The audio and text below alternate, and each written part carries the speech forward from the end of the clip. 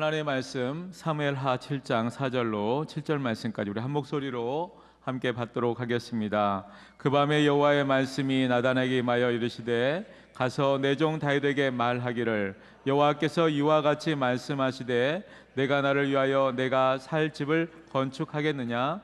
내가 이스라엘 자손을 애굽에서 인도하여 내던 날부터 오늘까지 집에 살지 아니하고 장막과 성막 안에서 다녔나니 이스라엘 자손과 더불어 다니는 모든 곳에서 내가 내 백성 이스라엘을 먹이라고 명령한 이스라엘 어느 지파들 가운데 하나에게 내가 말하기를 너희가 어찌하여 나를 위하여 백향목 집을 건축하지 아니하였느냐고 말하였느냐. 아멘.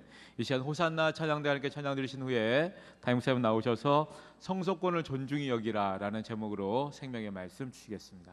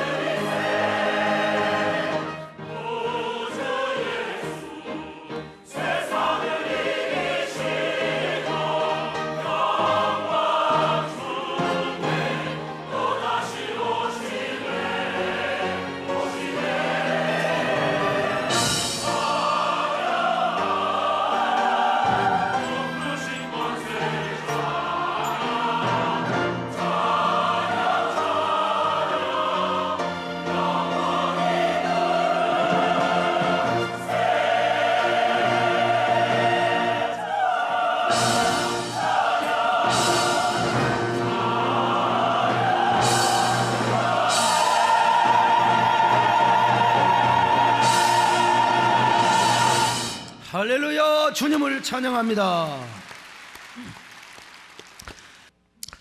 음력으로 하면은 갑오년, 우리가 첫 새해 첫 예배를 드리고 있습니다. 사실은 갑오년, 청마해 이런 말은 다 주역사상에 나오는 60갑자에서 나온 말입니다.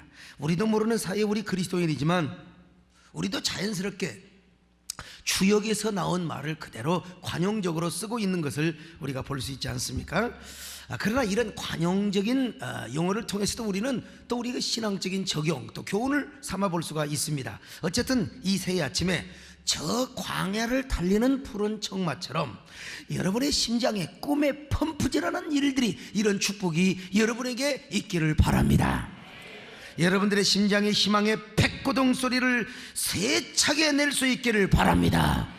그래서 여러분의 삶이 저 광야를 달리는 청마처럼, 아니 저 푸른 초원을 달리는 청마처럼, 아니 가나안 정복, 저 가나안 복지를 달리는 청마처럼 달리고 달리는 그런 여러분들이 되시기를 바랍니다. 여러분들이 막 주님을 태우는 청마가 되시기를 바랍니다. 거룩한 부자의 수레를 싣는 청마가 되시기를 축원합니다. 복음을 전하러 다니는 청마요, 주님의 영광의 깃발을 펄럭이며 다니는 기쁜 소식의 전령을 태우는 그런 청마 같은 삶을 사시기를 축원합니다. 우리 옆 사람하고 인사 좀 한번 해보세요. 새해 복 많이 받으셔요. 한 번 더 하세요. 어쩌면 그렇게 청마처럼 생기셨습니까? 하여간 건전한 그리고 건장한 청마의 삶을 사시기를 주님의 이름으로 축원합니다. 다윗은 하나님의 언약궤를 모셔올 때 3만 명의 군사들을 동원했습니다. 어쩌면 이스라엘의 장정들 가운데도 가장 잘생기고 멋지고 늠름한 자들을 뽑았을 것입니다. 왜냐?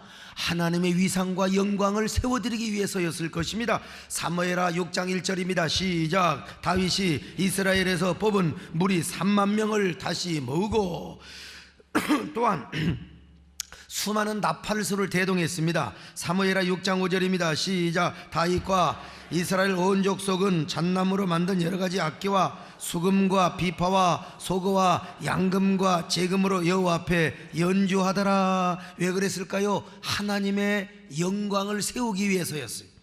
오늘날 각국의 정상들도 국빈으로 해외를 방문하면 비행기에서 내리자마자 쫙 그 양탄자 융단이 쫙 깔리면서 의장대의 사열을 받지 않습니다. 군악대가 막 장엄하게 연주하여 주며 사열을 합니다. 그 사열을 받고 대통령이 걸어가요. 그러면 대통령의 위험이 얼마나 서겠습니까? 거기 말이 우리가 군부대를 가고 또 뭡니까? 그 참전용사들을 모시고 군부대를 방문하면 막 그냥 군악대가 막 쫙 그 연주를 해줍니다. 거기 그냥 길바닥을 가면은 얼마나 참 기분이 좋은지 알 수가 없어요. 다윗이가 그런 마음으로 나팔수를 대동을 했습니다. 하나님의 언약궤를 모시고 오는 걸 감사하며 또 온 백성 앞에서 하나님의 영광과 존엄의 위엄을 높이기 위해서 군사들과 나팔수를 대동하고 갔단 말입니다. 물론 처음에는 다윗이가 실수를 했습니다. 이게 그 수레로 하나님의 언약궤를 모시고 가다가 하마터면 망신당할 뻔했습니다. 그러나 그 뼈저린 실수를 경험하고 다시 원칙대로 언약궤를 모시고 갔던 것입니다. 이제는 소가 끄는 수레에 싣고 오는 것이 아니라 제사장의 어깨에 받들어 모시고 언약궤를 모시고 왔어요. 아마 그럴 때 하나님의 영광이 막 빽빽하게 임했던 것 같습니다. 다윗이가 보기에도 막 사람들이 보기에도 하나님의 영광의 임재가 가득가득 임했던 것 같아요. 그래서 다윗은 언약궤를 메고 6걸음 행할 때 야 그만 스톱! 그리고 번제와 화목제를 드렸다는 거 아니겠습니까? 사무엘하 6장 13절입니다. 시작. 여호와의 궤를 맨 사람들이 6걸음을 가매 다윗의 소와 살찐 송아지로 제사를 드리고, 그렇습니다. 하나님의 영광의 임재를 얼마나 강력하게 느꼈으면 그 6걸음 행할 때에 번제와 화목제를 드렸겠습니까? 그러다가 마침내 하나님의 언약궤가 다윗성에 이를 때에 여러분, 다윗이는요 하체가 보이고 속살이 보일 정도로 춤을 췄다고 했잖아요.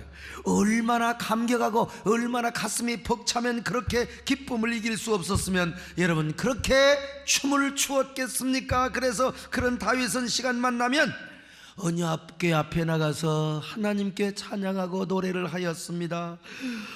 어떤 기도를 드렸을까? 어떤 내용의 찬양의 고백으로 하나님 앞에 노래를 하였을까요? 하나님, 이 백향목 궁궐의 주인은 내가 아니라 하나님이십니다. 하나님이 이스라엘의 진정한 왕이십니다. 그러니 이 하나님께서 이 궁궐에서 왕적인 통치를 행하여 주시옵소서. 먼저 하나님이 저희 왕이 되어 주셔서 이스라엘의 진정한 신정 통치를 이루어 주시기를 바랍니다. 그렇게 여러분 고백을 하셨을 거예요. 그러니까 여러분 다윗은 얼마나 복받은 사람인지 몰라요. 참으로 행복한 사람이. 왜냐? 자기는요 하나님이 은혜를 알아서, 내가 잘나서 왕이 된 게 아니에요. 하나님이 은혜로 됐다고 생각해요. 그리고 나는 이스라엘의 왕이 아니라 하나님이 이스라엘의 진정한 왕이십니다. 그래서 다윗은요 너무나 고맙고 감사해서 잠 못 이루는 밤을 매일매일 경험했을 것입니다.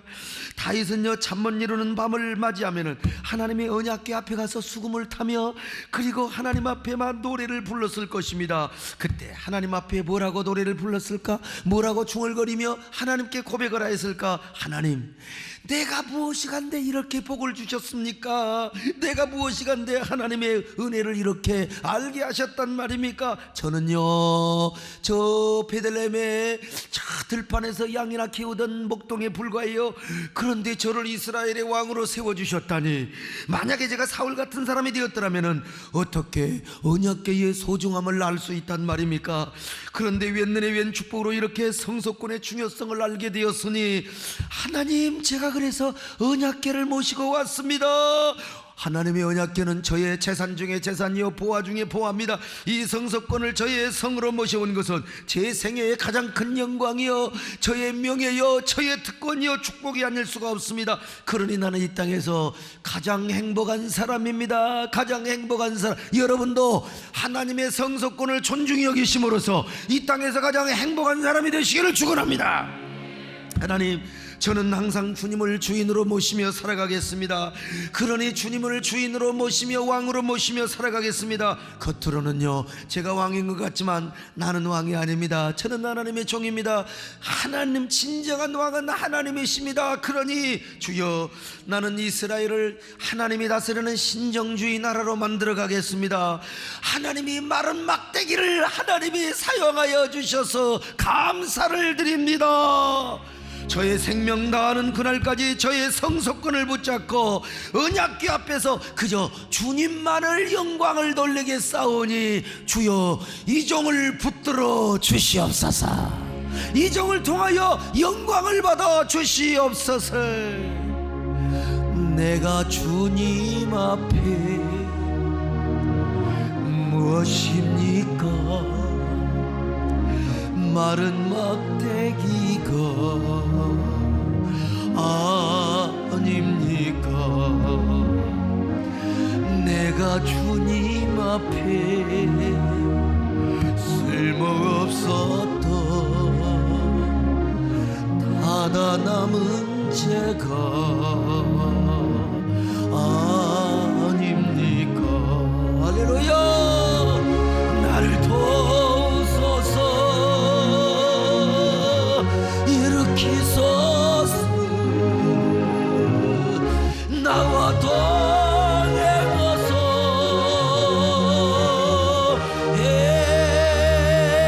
해주시고 내 영혼 기쁨을 얻게 하시고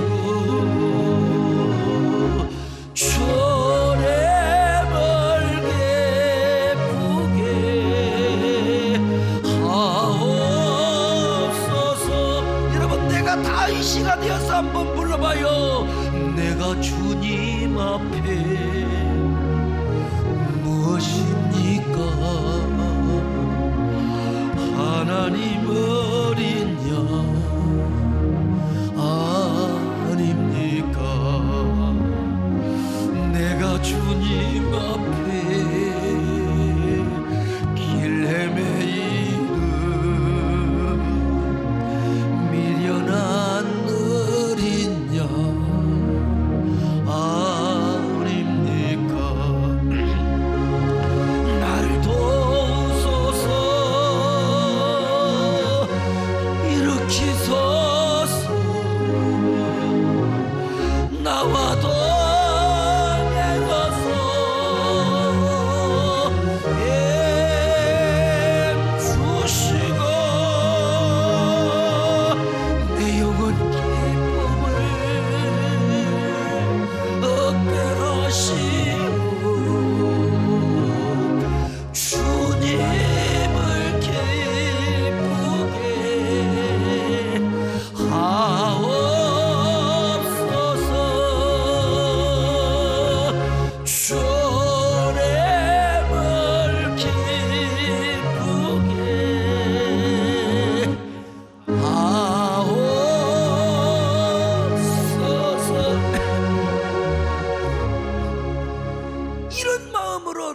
앞에서 하나님의 언약궤 앞에서 나날이 밤을 지새우며 눈물로 찬양을 냈습니다. 너무너무 감사했어요. 다윗은 무엇이 그렇게 감사했을까요? 먼저 자신을 이스라엘의 왕으로 삼아주신 하나님의 은혜가 너무나 컸던 거예요. 사무엘하 5장 12절입니다. 시작. 다윗이 여호와께서 자기를 세워서 이스라엘 왕으로 삼으신 것과 그의 백성 이스라엘을 위하여 그 나라를 높이신 것을 알았더라. 여러분, 어떤 사람은요, 자기가 뭐 왕이 되고 자기가 무슨 뭐 선거에서 당선이 되고 자기가 무슨 어느 회장이 되고 자기가 똑똑해서 그런 줄 알아요. 자기가 잘나서 말 잘하고 공부 잘하고 똑똑해서 그런 줄 알아요. 사울이가 그랬거든요. 다윗이는 그렇지 않았습니다. 다윗이는요, 내가 누군데, 나는 저 타다라면 부지깽이에 불과해요. 하나님의 미련한 길 잃은 어린 양이요. 그런데 하나님이 나를 이스라엘의 왕으로 삼아주셨습니다. 오늘 여러분, 사람들은 자기 힘으로 성공한 사람은 자기가 똑똑해서, 그러니까 그 성공을 자기를 위하여 씁니다.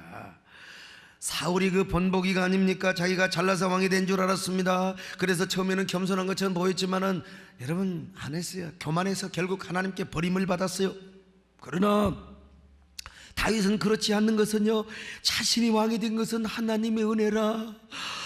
그러니까 하나님의 은혜에 감사하고 찬양한 거 아니에요. 여러분도요, 여러분요, 잘되고 성공의 자리에 올라가는 거 하나님의 은혜로 하시기를 바랍니다. 그 하나님을 찬양하시기를 바랍니다. 하나님의 영광을 노래하시기를 바랍니다. 한량없는 은혜, 갚을 길 없는 은혜, 내 삶을 예워서는 하나님의 은혜, 나 주장 없이 찬양을 한 것도 나를 붙드신 하나님의 은혜. 여러분, 이런 다윗의 마음에 어떤 마음이 생긴 줄 아세요? 내가 어떻게 하면 하나님께 더 잘할까? 어떻게 하면 하나님을 행복하게 하고 하나님을 좀 기쁘게 해드릴 것인가? 여러분, 오늘 우리도 다윗 같은 마음을 가져야 돼요. 다윗의 심장에 이식되어 있는 사람은요, 조금만 은혜 받아도 한량없는 은혜, 갚을 길 없는 은혜라고 고백하면, 내가 어떻게 하면 하나님을 즐겁게 할 것인가? 여러분, 이런 사람이 되시기를 바랍니다. 사울같이 되어서는 안 됩니다. 그저 모든 것이 하나님의 은혜라고 그저 겸손하게 하나님을 기쁘게 하고 하나님을 영화롭게 하는 우리의 심장이 돼야 된다, 이 말이요. 사울은 까불었습니다. 왕되고 나서 까부는 사람은 하나님 절대로 축복을 빼앗아가 버리고 말아요. 여러분, 우리가 다윗 같은 사람이 돼야 하나님의 축복이 오래오래 지속됩니다. 여러분, 언제나 다윗의 심장을 소유하시기를 바랍니다. 다윗의 찬양을 소유하시기를 바랍니다. 그뿐이 아니에요. 다윗은 왕이 된 것을 너무 감사했을 뿐만 아니라 하나님의 언약궤를 모셔온 걸 너무나 감사했어요. 하나님의 성소권, 자기가 존중히 여기며 그 하나님의 성소권, 하나님의 언약궤를 자기의 토성으로 모시고 온 게 얼마나 감사했는지 몰라요. 그것이 재산 중에 재산이요, 보화 중에 보화요, 그리고 최고의 축복으로 생각했어요. 그러니 얼마나 감사하고 행복했겠습니까? 그래서 다윗은 가만히 생각해 보니까 내가 하나님 앞에 뭘 좀 해드려야 되는데, 오늘도 마찬가지입니다. 은혜 받은 사람은요, 가만히 있어서는 안 돼요. 내가 기도하고 찬양하죠. 기도하고 찬양하다 보면, 하나님, 내가 뭘 좀 해드리고 싶어요. 하나님께 뭔가를 좀 헌신하고 싶은데, 우리 여러분 사랑하는 청춘 남녀도 그렇지 않습니까? 막 좋아하는 여자 앞에 지금 더워 죽겠는데 추우면 내가 옷 벗어줄까? 좋으면 그런 겁니다, 여러분. 사랑하면. 그래서 그러는 거예요. 여러분도 하나님 앞에 은혜 받고 하나님의 축복에 깨달아지면요, 하나님께 뭔가 좀 해드리고 싶은 마음을 가지시기를 바랍니다. 뭔가를 막 교회에다가 막 해드리고 싶은 마음을 가지시기를 바랍니다. 그래서 그날 밤 다윗의 마음속에 또 다른 마음이 생긴 거예요. 그 마음이 뭐냐면, 이상하게 감사하는 마음도 생겼지만 죄송한 마음이 생긴 거야. 송구한 마음이 생겨요. 한편으로는 감사하고 한편으로는 죄송해. 오늘도 은혜 받은 사람은 한편으로는 감사하지만 한편으로는 죄송해요. 아, 내가 이렇게 좋은 아파트에서 이렇게 좋은 빌라에서 사는 게 너무너무 죄송해. 그래서 기도에 나오고 새벽기도 나오고 철학기도 나온 거 아니겠습니까? 다윗은 무엇이 그렇게 송구했습니까? 하나님이 자신을 높여주셔서 이렇게 이스라엘의 왕이 되었을 뿐만 아니라 백향목으로 지은 으리으리한 고대 광실 궁전에서 살았거든요. 가만히 생각해 보니까 하나님의 언약궤는 천막 속에 거하고 계세요. 하나님의 언약궤는 지금 저 장막에 모셔놓고 있다 이 말입니다. 물론 다윗이가 자기 영광을 위해서 백향목 궁전을 지은 건 아니요. 성경에 보니까 두로왕 히람이가 다윗에게 아부 떨기 위해서 목수와 석수 그리고 백향목을 보내가지고 다윗을 위하여 으리으리한 궁궐을 지어준 겁니다. 그러니까 사실 어찌 보면 뭐 죄송할 것도 없습니다. 성경 봐요. 자, 사무엘하 5장 11절입니다. 시작. 두로왕 히람이 다윗에게 사절들과 백향목과 목수와 석수를 보내매 그들이 다윗을 위하여 집을 지으니 그랬어요. 그러니까 다윗은 별로 미안할 것도 없어, 논리적으로 볼 때. 그러나 그럼에도 불구하고 다윗은 송구하기 그지없었습니다. 자신은 이렇게 고대광실 백향목 궁전에 살고 있는데 하나님의 언약궤는 세상의 저 천막 속에 텐트 속에 거하다니 하나님 앞에 너무너무 미안해. 사실은 미안할 것도 없다고 그랬잖아요. 두로왕 히람이가 이 다윗에게 아부 떨기 위하여 지어준 것인데 그래도 우리는 어떻든지 하나님 앞에 죄송한 마음을 갖게 돼요. 그래서 다윗은요 자신의 마음을 이렇게 표현하고 있습니다. 자, 사무엘하 7장 1절로 2절입니다. 시작. 여호와께서 주의 모든 원수를 무찌르사 왕으로 궁에 평안하게 하실 때에 왕이 선제 나단에게 이르되 볼지어다 나는 백향목 궁에 살거늘 하나님의 궤는 휘장 가운데 있도다. 여러분 참 다윗은 아름다운 사람이요, 여러분 자신의 주지를 아는 사람입니다. 그래서 감사만 할 뿐만 아니라 너무 죄송한 마음을 가졌어요. 하나님의 은혜를 생각하니까 너무너무 죄송했던 거요. 여러분도 그런 마음을 가지셔야 돼요. 어느 날 하나님의 은혜와 축복이 깨달아지면 감사도 하지만 너무너무 죄송한 거 있잖아요. 하나님 죄송합니다 그래가지고 막 몸둘 바를 몰라가지고 죄송한 마음으로 뭔가를 주님 앞에 해드리고 싶고 뭔가를 주님 앞에 막 바치고 싶은 마음도 들어야 되고 헌신하고 싶은 마음도 풀어야 된다 이 말입니다. 하나님 저같이 못난 사람에게 웬일이란 말입니까? 제가 주님 앞에 무엇이길래 이렇게 연약한 사람에게 복을 주셨어요. 내가 너무나 죄송해요. 그러니 내가 주님의 십자가 남은 십자가 지고 주님의 뒤를 따라가겠습니다. 어떤 십자가를 질까요? 어떤 십자가를 지고 주님 앞에 영광을 돌려드릴까요? 어떤 사명을 감당해야 되겠습니까? 이렇게 우리는 주님 앞에 나가서 고백할 수 있어야 돼요. 이 고백이 여러분의 고백이 되시기를 바랍니다. 예수님의 십자가 이제는 나도 지고 이 생명 다 바쳐서 주님을 따르리라.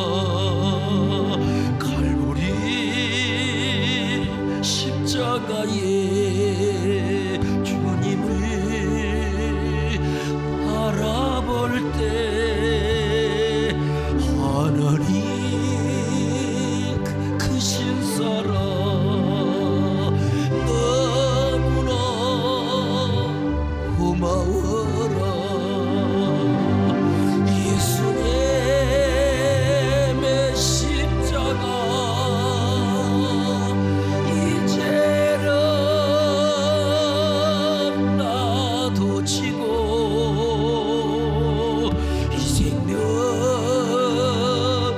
바쳐서 주님을 따르리라. 그래서 그는 그날 밤도 언약궤 앞에서 기도하다가 퍼뜩 스쳐가는 영감이 온 거예요. 그 영감이 뭐냐? 그래 맞아, 내가 이렇게 하나님 은혜가 감사하고 죄송한데 내가 뭘 하느냐? 백향목 궁궐보다도 더 으리으리하고 위대한 성전을 하나님 앞에 지어드리자. 웅장한 성전을 지어서 하나님의 언약궤를 모시면은 얼마나 하나님의 영광이 정말로 찬란하게 빛나겠어. 저 블레셋에 가면 다곤 신전이 있어. 모압에 가면 크모스 신전이 있어. 애굽에 가면, 그리고 저 유프라티스 강가에 메소포타미아에 가면은 만신전들이 있는데 나는 그 신전들보다 더 위대하고 영광스러운 자 성전을 내가 지어서 드리리라. 그렇게 하면은 우리 하나님의 위상도 높아지고 위엄도 커질 거야. 하나님의 성전을 바라보는 자마다 하나님의 위대하심, 광대하심을 높이 우러러볼 것이 아니겠는가. 여러분, 옛날에 고대 근동에서는 신전의 크기에 따라서 신의 위대함과 웅장함이 여러분 나타나게 되어 있었어요. 아마 내가 이렇게 성전을 짓는다고 하면 하나님이 너무너무 기뻐하실 거야. 다윗은 이런 마음으로 성전을 건축하라고 했던 것입니다. 자, 성전을 건축하려고 하는 그 이유 첫째가 뭐냐? 이스라엘 백성들뿐만 아니라 모든 이방 나라에까지도 하나님의 영광, 하나님의 광대하심, 하나님의 위대하심을 전하고 싶었던 것입니다. 나타내고 싶었어요. 둘째는 이스라엘 안에 신정주의 통치를 이루고 싶었던 것입니다. 그리고 또 하나의 거룩한 욕심이 하나 있었다면 뭐냐? 이런 성소권을 뺏기지 않고 자손 대대로 그 성소권을 소유하고 싶은 이러한 목적 때문이요. 왜냐하면 하나님의 성막은 이리저리 옮겨 다닐 수가 있지만 성전은 옮겨 다닐 수가 없어요. 거기다가 성전을 지어놓으면은 자손 대대까지 하나님의 언약궤를 다윗성에다가 딱 모셔놓은 거 아니겠어요? 그러니까 이런 걸 생각하니까 다윗은 잠 못 이루는 밤을 경험할 수밖에요. 아마 그날 저녁에 뜬 눈으로 밤을 지새웠을 것입니다. 그러다가 다음날 다윗은 나단 선자를 불러요. 선지자님이요, 내가 이런 감동을 받았습니다. 내가 이렇게 하나님의 전을 지어드리고 싶은 마음이 들었습니다. 그러니까 선지자가 뭐라고 말해요? 야, 세상의 성군이십니다. 하나님이 기뻐하시는 왕이십니다. 그래서 막 둘이 짝짝꿍이 되어가지고 왕이여, 하나님이 기뻐 받을 겁니다. 성전을 지으시지요. 사무엘하 7장 3절입니다 시작. 나단이 왕께 아뢰되 여호와께서 왕과 함께 계시니 마음에 있는. 그런데 말이죠, 이렇게 왕과 나단 선지자가 짝짝꿍을 해가지고 성전을 지키려 했는데 그날 밤 하나님께서 나단 선지자에게 찾아오셨어요. 그리고 무슨 느닷없는 진짜 섭섭한 소리를 하시는 거예요. 아니, 하나님이 뭐라고 말씀하시는? 자, 오늘 본문 4절로 7절의 말씀을 같이 한번 보겠습니다. 시작. 그 밤에 여호와의 말씀이 나단에게 임하여 이르시되 가서 내 종 다윗에게 말하기를 여호와께서 이같이 말씀하시되 내가 나를 위하여 내가 살 집을 건축하겠느냐? 내가 이스라엘 자손을 애굽에서 인도하여 내던 날부터 오늘까지 집에 살지 아니하고 장막과 성막 안에서 다녔나니 이스라엘 자손과 더불어 다니는 모든 곳에서 내가 내 백성 이스라엘을 먹이라고 명령한 이스라엘 어느 지파 가운데 하나에게 내가 말하기를 너희가 어찌하여 나를 위하여 백향목집을 건축하지 아니하였느냐고 말하였느냐? 이게 무슨 말이냐? 참 섭섭한 것 같아. 정말 다윗의 마음을 몰라주실 뿐만 아니라 하나님께서 다윗을 굉장히 무안하게 하고 다윗을 당황하게 하고 쑥스럽고 쪽팔리게 만들어버린 말씀이라 이 말이요. 다윗아, 네가 내 집을 지어준다고? 아이고, 난 말이야 애굽에서 너희를 인도하던 날부터 지금까지 단 한 번도 집에 성전에 계획해 본 적이 없어. 다만 이 성막 저 성막 이 장막 저 장막으로 옮겨 다녔을 뿐이야. 그리고 나는 이스라엘의 어느 사사 어느 지파 누구에게도 내가 거할 집을 지어달라고 말해 본 적이 없어. 나는 또 너에게도 왜 내 궁궐만 백향목으로 우람하게 짓고 내 성전은 짓지 않느냐고 난 말해 본 적이 없어. 근데 네가 나를 위해서 집을 지어준다고? 네가 나를 위해서 집을 지어준단 말이냐? 여러분, 여기까지만 보면 하나님께서는요 다윗의 성전을 건축하고자 했던 그 마음을 대단히 부정적으로 보시는 것처럼 느껴집니다. 다윗을 향하여 아주 냉대하고 매몰차게 말씀하시는 것 같아요. 그래서 오늘날도 보면 목회자들 보면 신학자들까지도 이 부분을 좀 곡해하는 것을 봅니다. 이런 사람들은 뭐냐? 돌과 나무로 지은 성전은 하나님에 계시지 않는다. 하나님의 편재성, 무소, 부재한 것만 강조하시는 거예요. 그래서 하나님은 애당초 성전 건축에 대해서 별로 관심이 없다 이렇게 주장해요. 이런 구절을 들이댑니다. 여러분, 하나님이 그런 하나님이기만 한다면은 하나님이 왜 그러면 장막에 거하셨다고 말씀하고 있어요? 물론 솔로몬의 고백처럼 하나님은 하늘도 감당하지 못하며 하늘의 하늘도 감당하지 못하는 우리 하나님은 광대하시고 위대하신 하나님이신 것만은 분명합니다. 그러나 다윗이 생각했던 성전은 그 광대하신 하나님을 장막에 모셔서 하나님의 그 위대하심을 축소시키려고 하는 의도가 아니라는 거예요. 바로 광대하시고 무소부지하신 하나님의 이름과 임재를 거룩하게 성역화시켜서 이 땅에다가 하나님의 영광과 임재와 그 이름을 더 드러내도록 하기 위한 목적으로 하나님의 성전을 지어드리겠다는 것입니다. 여러분, 우리 하나님은 어디에나 계신 줄로 믿습니다.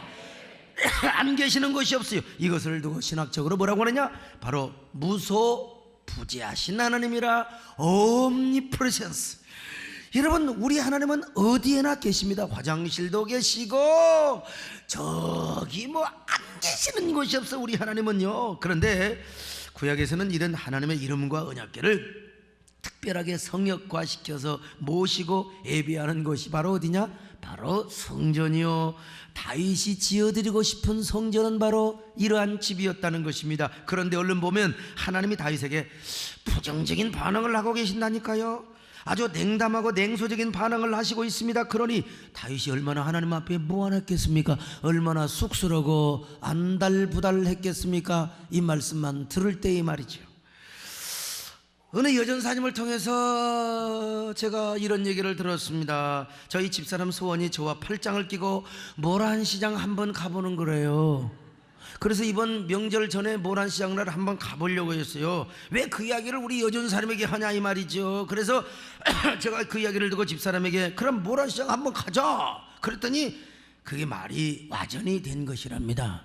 나는 목사님하고 내가 무슨 모란시장을 가느냐, 백화점을 가고 싶어요. 그러죠. 저는 체질이 모란시장 체질이고 저희 집사람은 백화점 체질입니다. 여러분, 백화점 스타일. 그래서 제가 백화점을 가보려고 했는데 아직도 지금 못 가고 있습니다.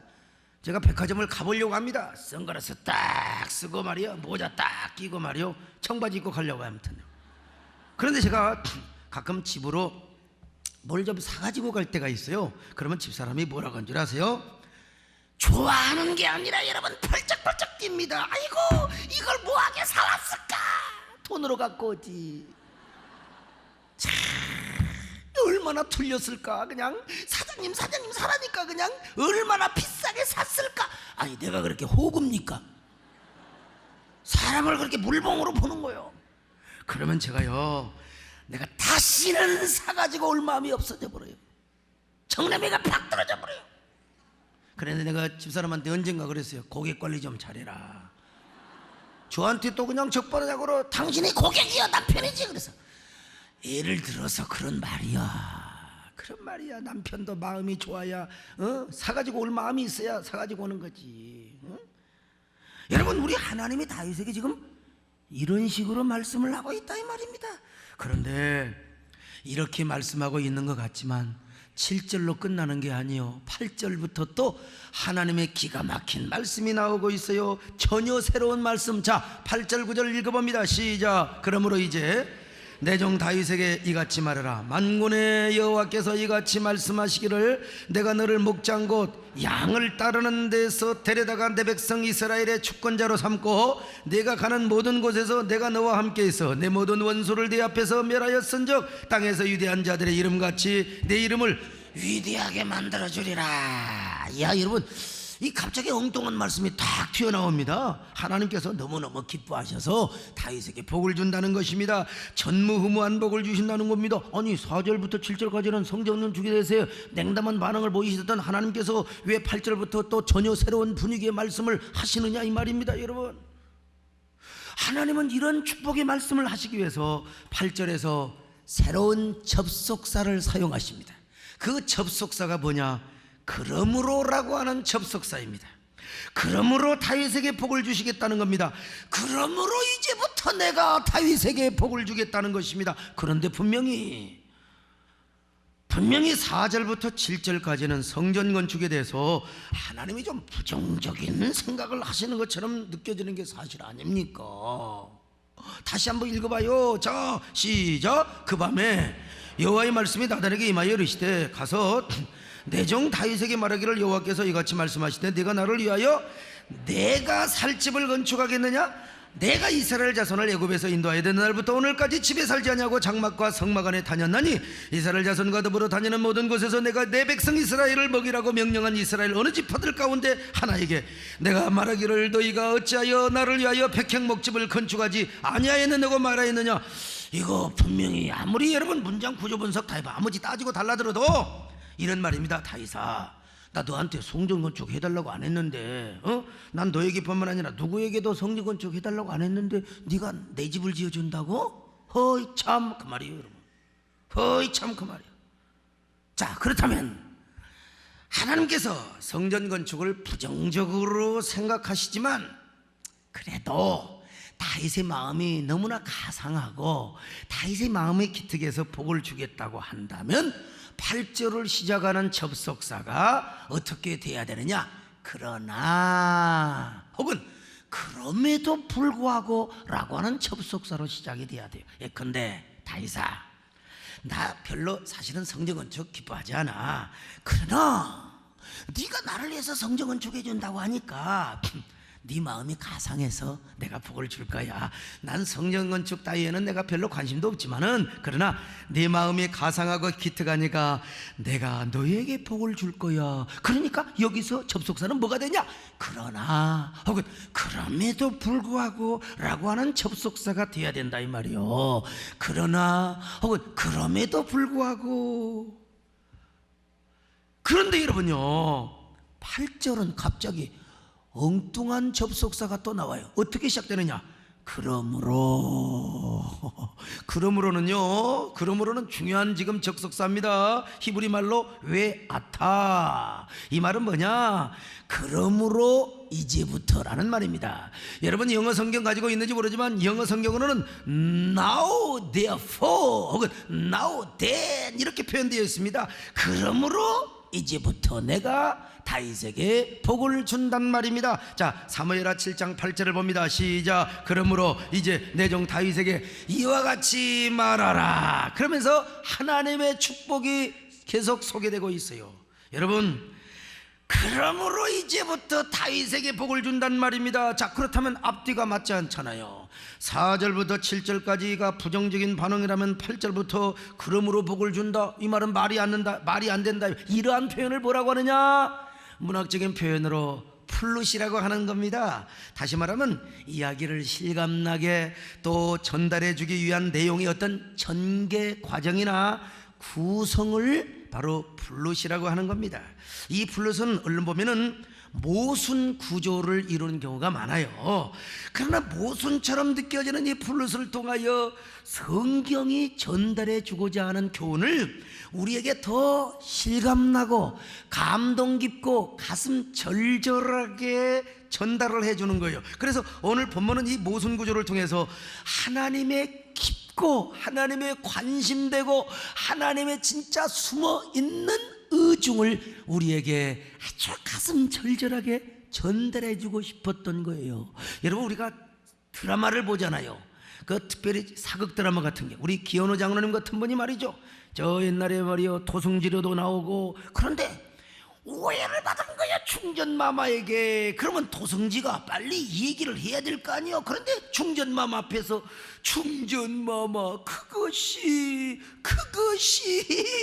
빨리 얘기를 해야지. 빨리 얘기를 해야 시청자들은 가슴이 후련합니다. 그것이. 그러다가 다른 장면으로 넘어가 버려요. 이걸 그대로 둬야 시청자들은 끝까지 나 진짜 발언을 해야지, 왜 저러냐 저러냐. 허준이라는 옛날에 드라마가 있었잖아요. 허준이가 엄청나게 모함을 당하고 누명을 썼어요. 그래가지고 저 신우주까지 도망을 가는데 허준이는 늦게 그 의학서적에 보따리를 들고 가니까 주상전하가 막 오해를 해가지고 그대는 어쩌면 이렇게 늦게 왔느냐 말이야. 뭐라고 막 그러는 거예요. 그러면 어쩌고 저쩌고 설명을 해야 될 거 아니에요. 그런데 주상전하 그것이. 그러면 막 그 드라마를 보고 있는 사람이 어디냐, 이 말을 빨리 해야지. 그런데 그렇게 안 해야 재미가 있어. 그래야 다음에 역전 드라마로 아주 그냥 통쾌하게 아주 그냥 주인공이 멋지게 승리하는 장면 나중에 그러니까 플롯은 그냥 두고 지나갑니다. 지나가. 마찬가지로 하나님은 우리의 삶에도 이렇게 은혜를 베푸실 때가 있습니다. 우리의 삶이 때때로 모순투성이처럼 보일 때가 많지 않습니다. 우리 삶이 모순투성이야. 그런데 여러분, 그 모순 속에 하나님의 역설의 은혜가 있고 하나님의 플롯의 은혜가 있음을 믿으시기 바랍니다. 지금은 모르지만 지내놓고 보니까 그 역설의 플롯에 뭐가 있느냐? 하나님의 아멘의 은혜가 있습니다. 예수의 은혜가 있습니다. 합력하여 선을 이루는 은혜가 있습니다. 새해에는 이런 은혜가 더 있기를 바랍니다. 그랬었구나. 오늘 참 우리 그 최 집사님 있잖아요. 최현정 집사님 간증 지내놓고 보니까 그랬었구나. 하나님의 은혜로 남편 교수로 들어가고 하나님의 은혜로 헌신하는 것까지 그랬었구나. 때로는 모순처럼 보여요.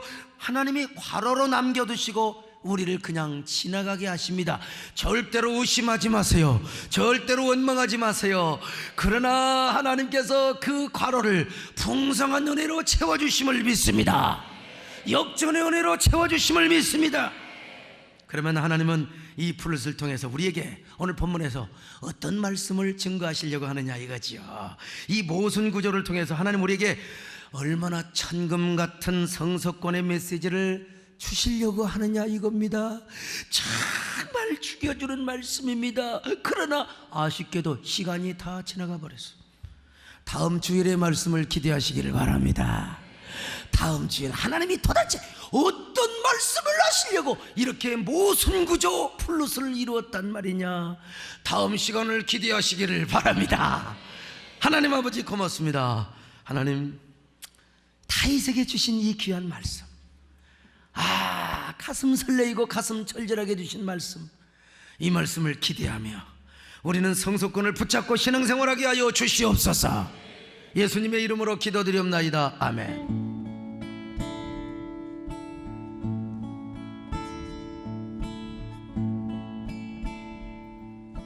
He became sin, who knew no sin, that we might become His righteousness.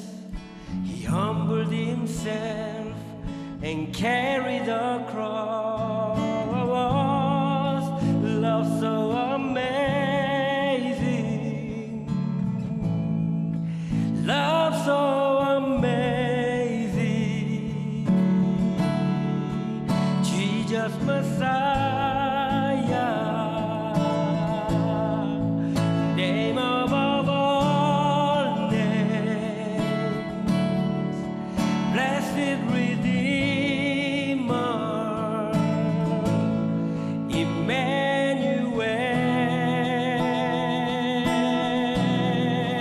rescue for sinners, ransom from heaven, Jesus Messiah, Lord above.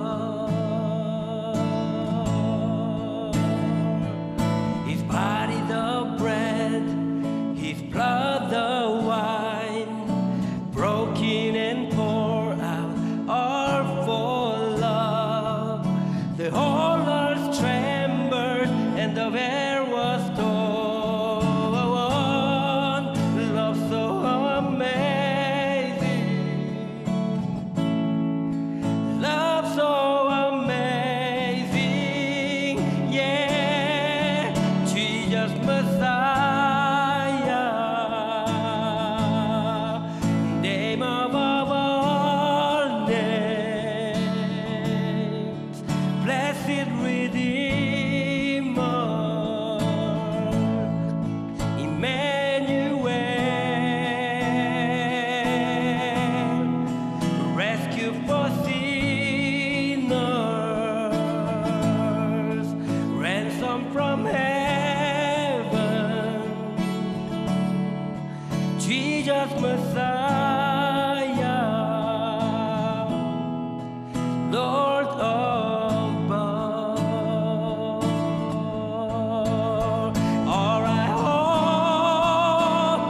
is in you.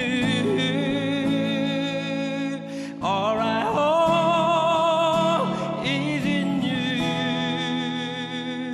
All the glory to you, God. Light of the world, Jesus Messiah,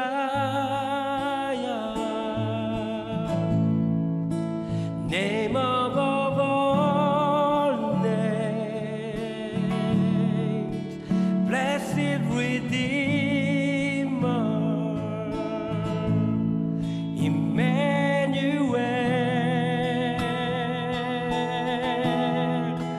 rescue for sinners, ransom from heaven, Jesus Messiah, Lord of all, Jesus Messiah,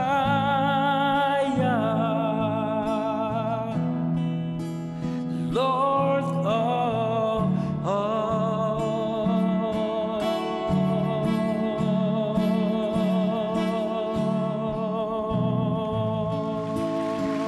아멘. 하나님 고맙습니다. 안녕하세요. 저는 899 최윤정 집사입니다. 제겐 그 어느 때보다도 특별했던 2013년을 간증하고자 이 자리에 섰습니다.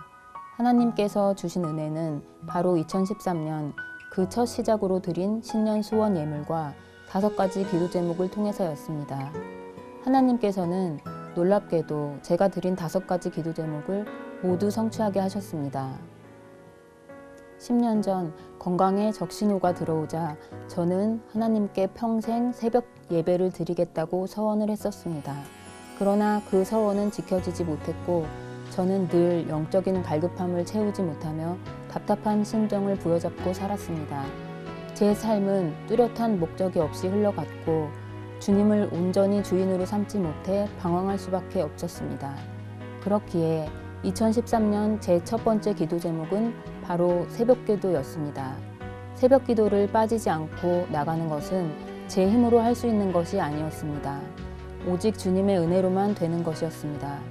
그런 제가 지난 한 해 동안 아기를 데리고 새벽 일부 예배를 빠지지 않고 나왔습니다.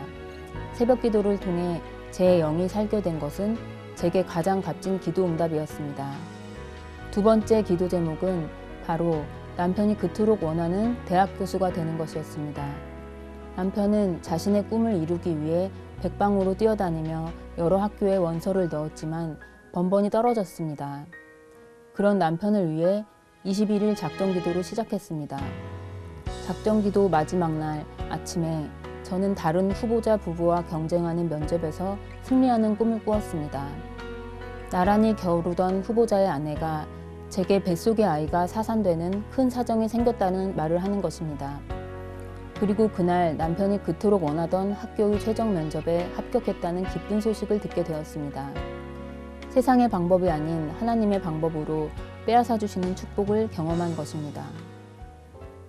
세 번째 기도 제목은 남동생이 믿음의 배우자를 만나게 해달라는 것이었습니다. 어느 날 새벽 이삭이 리브가를 얻는 말씀을 통해 확신이 왔습니다. 신기한 마음에 남동생에게 전화를 걸어보니 4대째 믿음의 집안의 여식을 만나고 있다는 것입니다.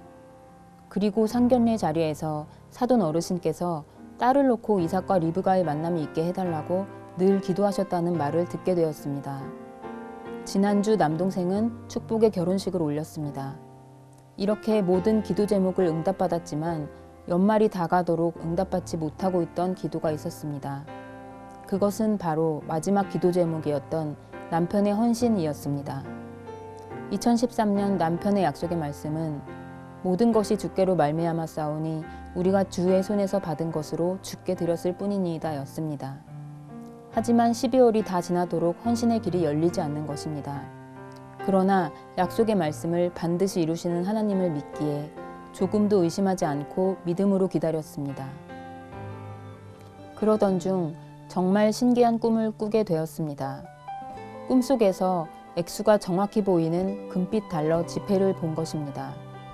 그런데 놀랍게도 2013년의 마지막 날인 12월 31일, 꿈에서 보았던 그 정확한 금액의 달러가 미국 은행 계좌에 있다는 몰랐던 사실을 발견하게 된 것입니다.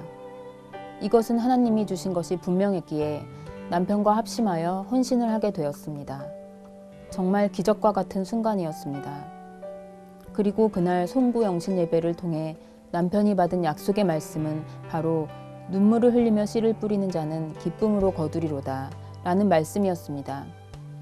2013년 저는 정말 놀라울 정도로 한치의 오차도 없이 정확히 역사하시는 하나님을 경험했습니다. 그리고 우리가 믿음으로 기도한다면 하나님께서는 그 뜻을 반드시 이루신다는 것을 절실히 깨닫게 되었습니다. 이 하나님께서 올해는 제게 약속의 말씀을 통해 제단을 쌓을 때에 평화를 주실 것을 약속하셨습니다. 그리고 올해 드린 기도 제목도 하나님께서 반드시 당신의 방법으로 성취하실 것을 기대합니다. 이렇게 귀한 축복과 은혜로 간증하게 하신 하나님께 모든 영광을 돌립니다. 감사합니다.